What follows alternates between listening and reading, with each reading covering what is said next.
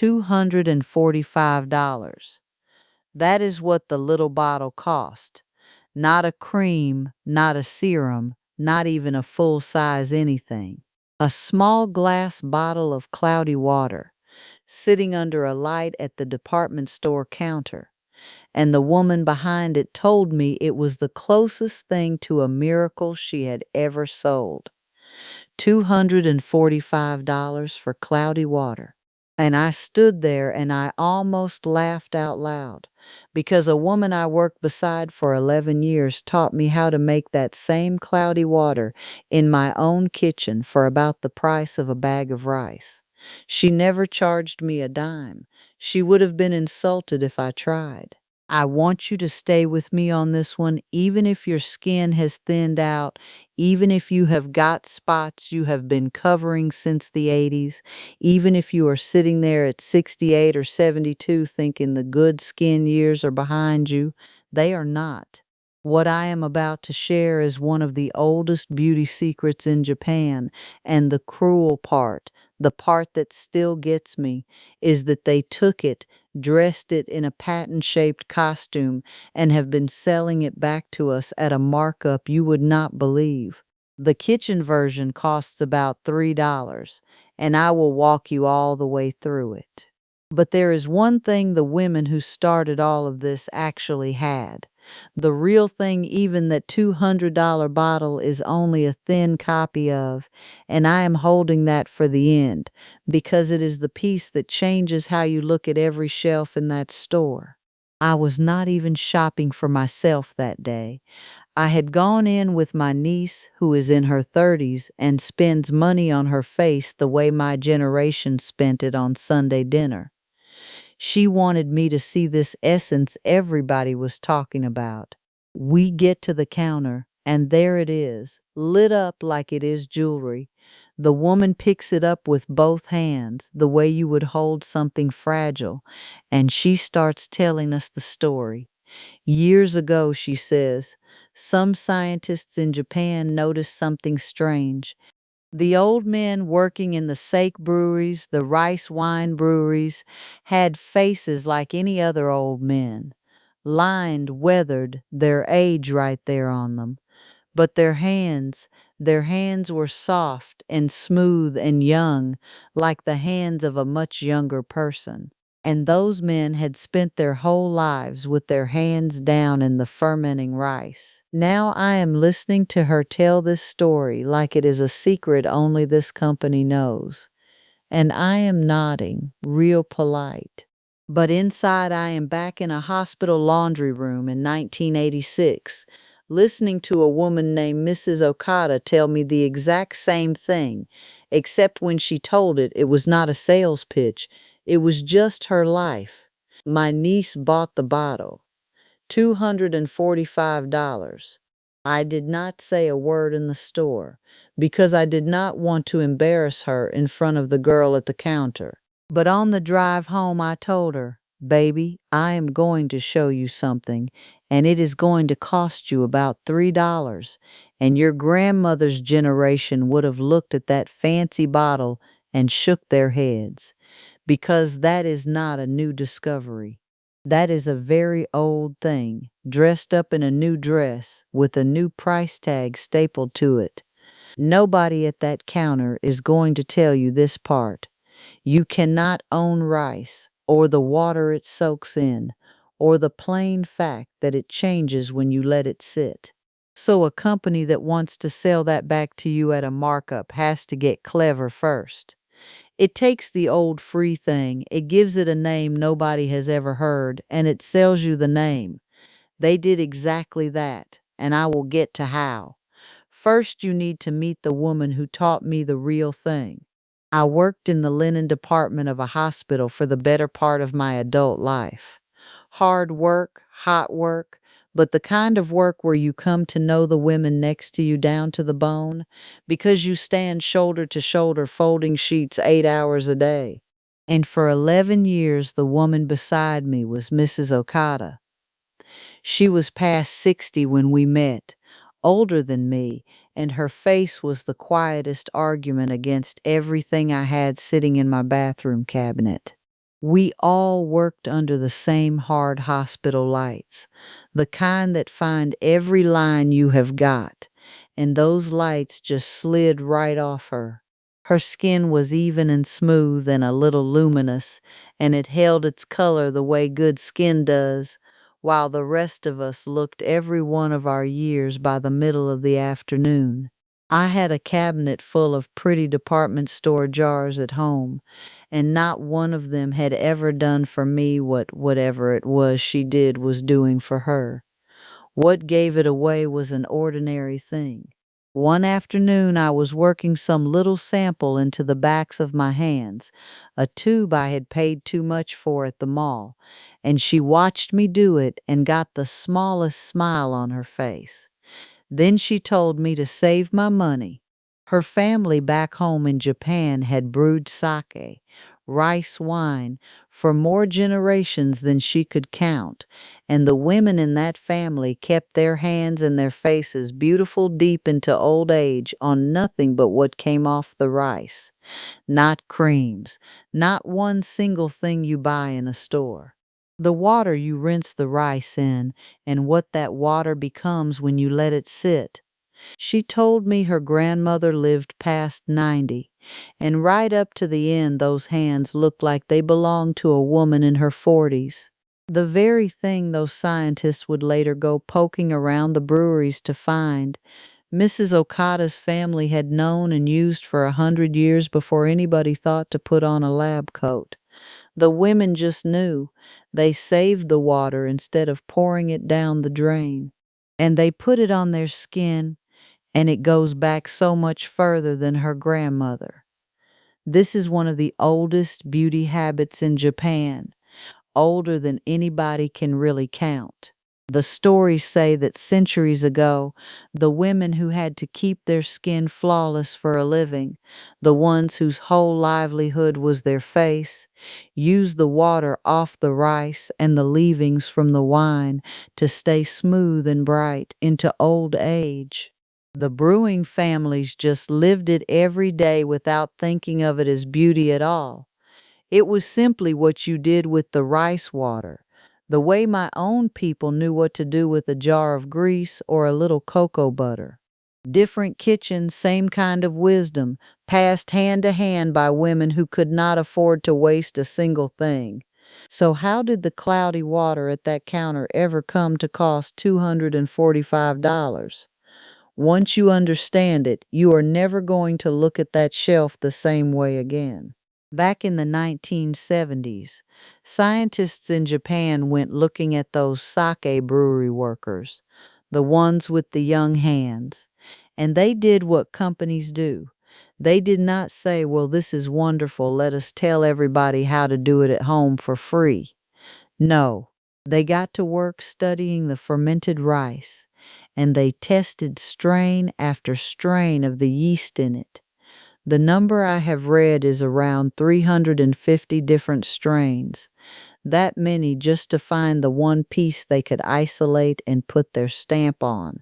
And eventually they pulled out one yeast strain and the liquid it makes, and they gave it a brand new name, something trademarked, something that sounds scientific and rare and like it could only ever come from them. That, right there, is the trick. They did not invent a thing. The rice was already here, and so was the fermenting. Mrs. Okada's family had been doing it for 100 years. All the company added was a name nobody could pronounce and a price nobody should pay.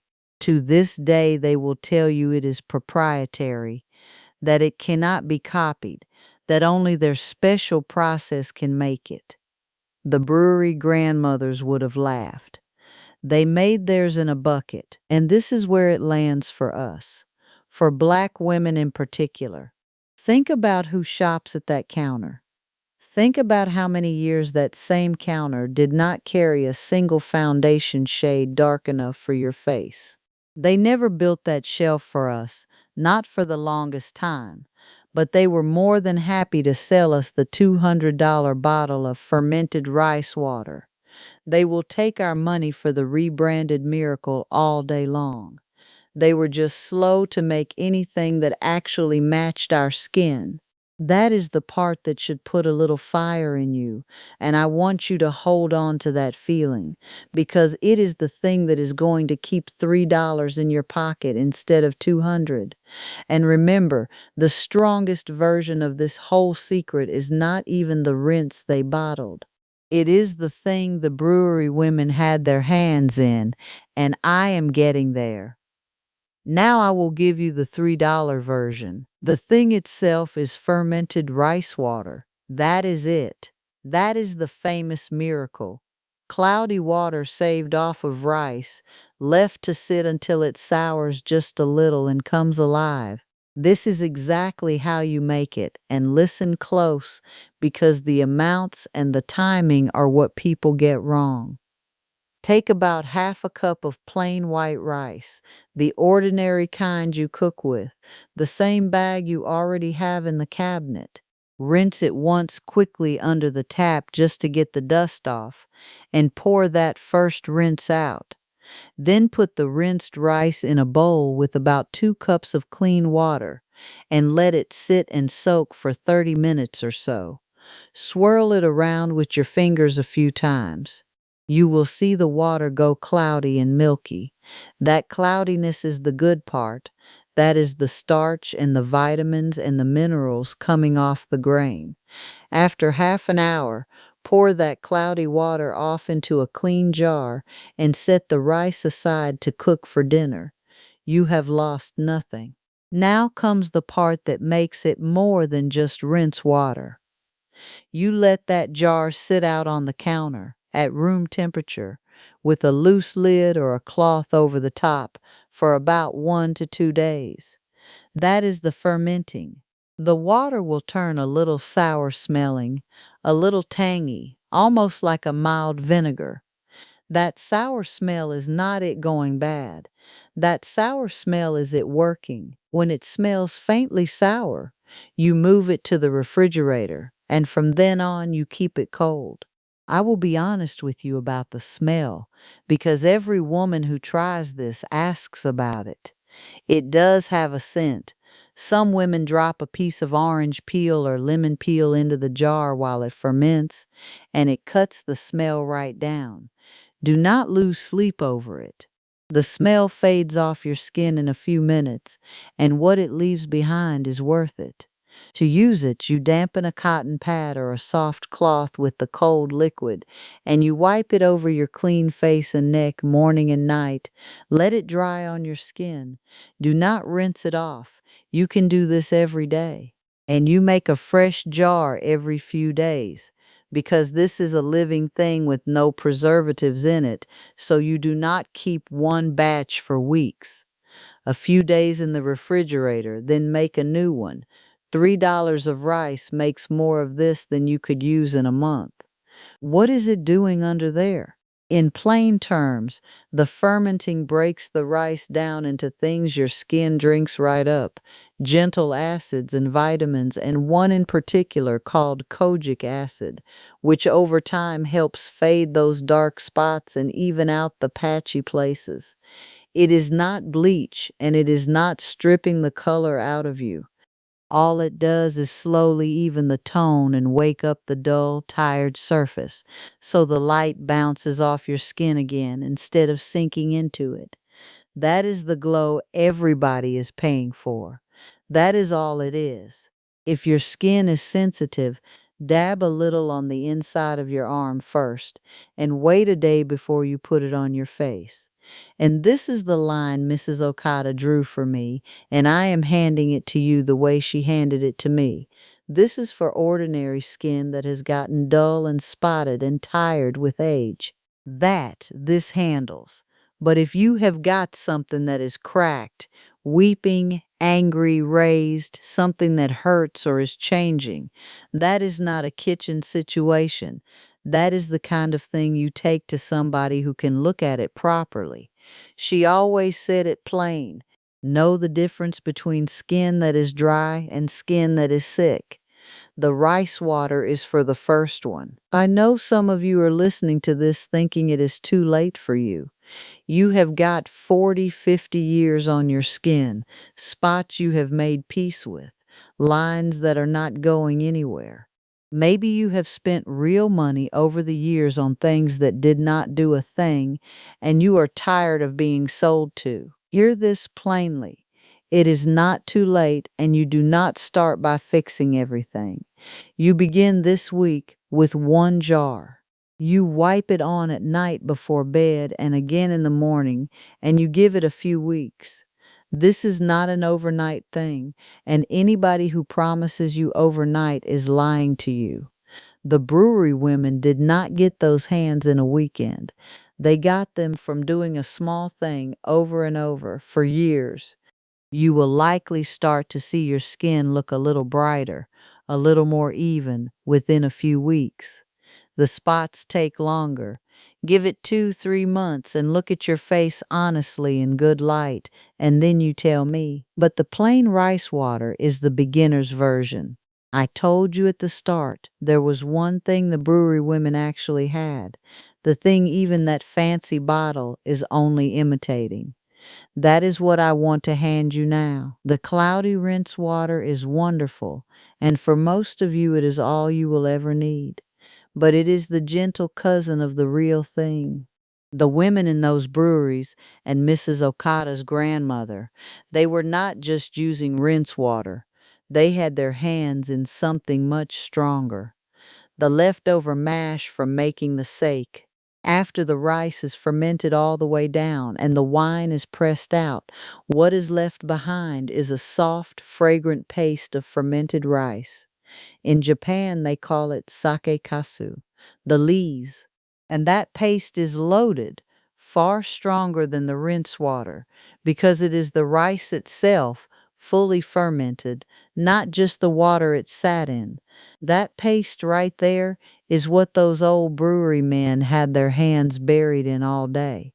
Not the rinse, the mash. That is the actual source of the young hands the whole legend is built on, and it is the closest thing you can get at home to what that company bottled up, renamed, and sold back to you at $245. You can buy sake kasu at a Japanese grocery or online for a few dollars a bag, and a little goes a long way. The way Mrs. Okada showed me, you take a spoonful of the paste and you mix it with a little warm water until it is smooth and spreadable, like a soft frosting. You smooth a thin layer over your clean face, staying away from your eyes and your mouth, and you leave it on for about 15, 20 minutes. Then you rinse it off gentle with lukewarm water, once or twice a week, not every day, because it is strong. That is the mask the legend is actually about. And this is the make or break part, the detail that decides whether any of this works or whether you waste your rice. It is the contact. Most women splash the rice water on, pat the face dry, and walk away, and then they wonder why nothing happened. You patted it off before it could do a thing. The nutrients need time sitting on your skin to soak in, so with the rice water, you let it dry on your face and you leave it, you do not rinse. And if you really want the results, do what Mrs. Okada did. She would soak a thin cloth in the rice water, lay it flat over her face, and lie back with it for 10 or 15 minutes, letting it really sink in before she got up. The contact time is the whole secret the splashers never learn. The bottle at the counter is selling you the convenience of skipping it. The grandmothers knew that step was the whole point. I think about Mrs. Akata's grandmother a lot. A woman who never had money, in a brewing family, who lived past 90 with hands like a young woman because she saved the water off the rice and put it on her skin, and her mother taught her, and her mother before that. That was not a product. That was not a brand. That was just knowledge, handed down woman to woman, free, the way the good things used to be handed down. And then, in our own lifetime, somebody in a lab took that free knowledge, pulled one thread out of it, gave the thread a trademark, set it in a glass bottle, and put it under a light at a counter that for years could not even be bothered to make a shade that matched your face. $245 for the water those grandmothers stirred up in a jar and gave away for nothing. That is the part one will not make peace with. Not because $3 of rice is going to bankrupt anybody, but because of what it tells you about how this whole business sees you. They are counting on you not knowing the old way. They are counting on the knowledge getting lost somewhere between your great grandmother and you, and on you paying anything to get back something that was always supposed to be yours for free. It was not lost, it was just buried under a brand name. And now you have got it back. So here is what I am asking. The women who keep the real knowledge, who refuse to keep funding a counter that took this long to see them, who would rather make it in a jar than pay $200 for the same thing in a prettier one, those are my women. If that is you, come sit with us. Subscribe and stay in this circle. Because there is a whole world of these old, real, cheap things they have been hiding behind price tags, and I am going to keep handing them back to you, one at a time, for as long as you keep coming. Before you go, do one thing for me. Tell me in the comments the fanciest, most faraway sounding name a label ever talked you into. The bottle you later found out was something you could have made at your own kitchen sink. Go on and name it. I want to see it, because every single one of us has fallen for at least one. We are not buying the cloudy water anymore. We know how to make it now, and it costs about $3.